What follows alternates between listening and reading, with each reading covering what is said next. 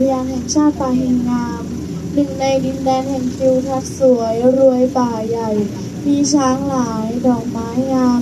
ลือนามวีรบุรุษสุดยอดค่าหมายนะคะใหญ่สมัยทวารวดีค่ะนะคะที่นี่เขาเรียกดอกกระเจียวระบายนะคะเพราะว่ามีขนาดลำต้นและใบจะมีกระดอกอื่นๆนะคะ